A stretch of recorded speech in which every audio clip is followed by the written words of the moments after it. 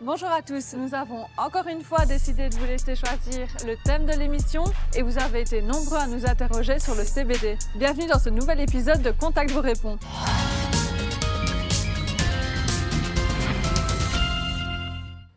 Bonjour, j'ai une petite question. Je me demandais si on consomme du CBD, est-ce que c'est problématique en cas de contrôle antidrogue sur les routes? Merci. Salut Olivier. Bonjour Fanny. Alors le CBD gagne en popularité ici en Belgique et se retrouve beaucoup plus facilement dans de nombreux commerces. Mais il semblerait que beaucoup de personnes se posent encore des questions sur cette substance. Est-ce que si on fait un test antidrogue et qu'on consomme du CBD, il ressortira positif? Alors c'est vrai que c'est une question qu'on reçoit de plus en plus souvent, notamment parce qu'il y a des usages médicaux au CBD. Je peux répondre que si vous prenez un CBD de qualité et que vous ne le mélangez pas avec d'autres drogues, le test de la police devrait en principe être négatif. Est-ce qu'on irait faire un petit test pour vérifier ça? Allons-y. Bonjour inspecteur. Bonjour. Alors je suis ici avec une personne qui a consommé du CBD. Est-ce qu'on pourrait procéder à un petit test histoire de voir qu'elle est bien négative? Il faut savoir que normalement, avant de procéder à un test salivaire, on doit effectuer une checklist standardisée. Si elle est positive, on va passer à un test salivaire. Donc ici, il y a une petite sucette. Je vous ferai passer à l'intérieur des joues, sur la langue. Petite colorette rose, la colorette va disparaître. Ici. Donc pour être valable, le test doit afficher 2 barres de contrôle, à gauche, à droite. Si des barres apparaissent au niveau de substances stupéfiantes, ça veut dire que le test est négatif. Si il n'y a pas de barre du tout, le test est positif. Donc ici, c'est négatif. Eh bien merci pour ce test, au revoir. Avec plaisir. Le cannabidiol ou CBD est un produit assez récent. Nous sommes donc allés à la rencontre d'une toxicologue pour en savoir un peu plus sur cette substance.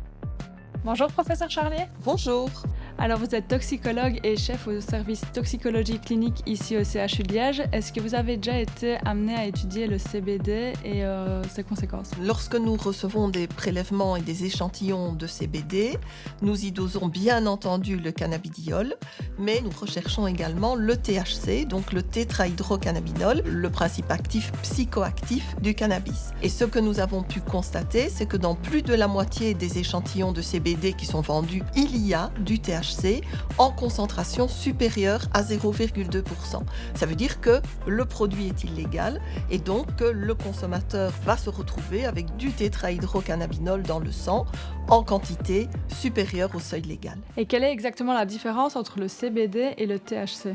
Alors, le THC, c'est celui qui est réputé psychoactif. Donc, c'est lui qui va entraîner les effets réputés agréables du cannabis.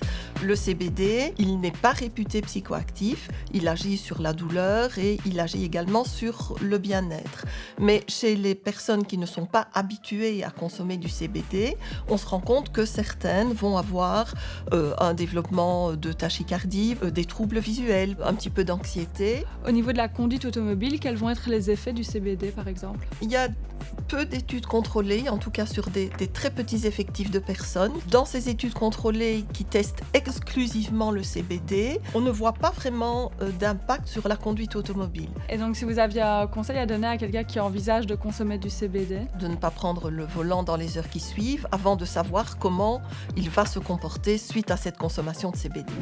Olivier, est-ce qu'on ne ferait pas un petit rappel plus général sur la conduite sous l'influence de drogue? Il faut savoir que le code de la route, ou plutôt la réglementation routière, interdit la consommation de certaines drogues, en tout cas au-dessus d'un certain seuil. On a parlé du cannabis, mais ce sera aussi le cas de tout ce qui est opium, les amphétamines et ainsi de suite. Donc les principales drogues finalement sont concernées par le code de la route. Certaines personnes pensent que conduire sous l'influence de cannabis est moins dangereux que conduire sous l'influence d'alcool ou d'autres drogues. Qu'est-ce que tu en penses? Il faut bien se rendre compte qu'on a quand même augmenté le risque d'accident jusqu'à 3 fois en consommant du cannabis. Le problème, c'est que souvent, on mélange le cannabis à d'autres substances, par exemple de l'alcool, et là, ça fait augmenter le risque de manière exponentielle. On peut monter jusqu'à 100 fois le risque d'accident.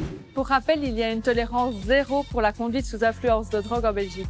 Si vous avez consommé, ne roulez pas. Merci de nous avoir suivis dans ce nouvel épisode de Contact. Moi, je vous retrouve dès la semaine prochaine et d'ici là, bonne route!